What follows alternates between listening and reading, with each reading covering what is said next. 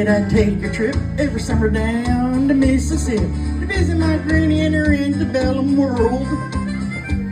I'd run barefooted all day long, climbing trees, freeze a song one day, happened to catch myself a squirrel.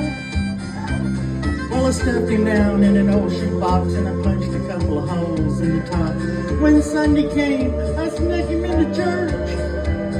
I stood way back in the very last pew, showing him my good buddy Hugh, when that squirrel cut loose and went totally berserk. What happened next was hard to tell. Some thought it was heaven, some thought it was hell, but the fact that something was loose among us was plain to see. As the choir sang, I surrender all, squirrel ran up Harvey Newton's coveralls, and Harvey leaped to his feet and said, "Someone got a hold on me." The day the squirrel went berserk in the first self-righteous church in that sleepy little town of Pascagoula. Was a fight for survival that broke down in revival. They were jumping pews and shouting, "Hallelujah!" Well, Harvey thought I was dancing and screaming. Some thought he had religion, others thought he had a demon, and Harvey thought he had a weed eater loose in his fruit of the limbs. He fell to his knees to plead and beg, and the squirrel went up of his breeches leg, unobserved, to the other side of the room. All the way down to the amen pew where said Sister Bertha better than you. You'd been watching all the commotion with sadistic glee. But you should have seen the look in her eyes when that squirrel dropped her garters and crossed her thighs, and she jumped to her feet and said, "Lord, have mercy on me."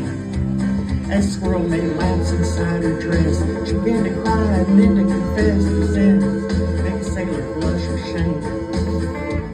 She told the gospels in the church ascension, and the thing that got the most attention, about her love life, started naming names. Today the squirrel went berserk in the first self-righteous church in that sleepy little town of Pascagoula.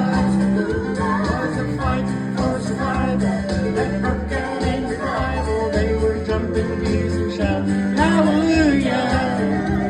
Well, 7 deacons and the pastor got saved, and $25,000 got raised, and 50 volunteered for missions in the Congo on the spot. And even without an invitation, there were at least 500 rededications, and we all got rebaptized whether we needed it or not. Now you've heard the Bible story, I guess, how he parted the waters for Moses to pass. Oh, the miracles God had wrought in this old world. But the one I'll remember till my dying day is how he put that church back on the narrow way with a half-crazed Mississippi squirrel. The day the squirrel went berserk in the first self-righteous church in that sleepy little town of Pascagoula. Was a fight for survival that broke out in revival. They were jumping pews and shouting, "Hallelujah!" The day the squirrel went berserk in the first self-righteous church in that sleepy little town of Pascagoula. Was a fight for survival that broke out in revival. They were jumping pews and shouting, "Hallelujah!"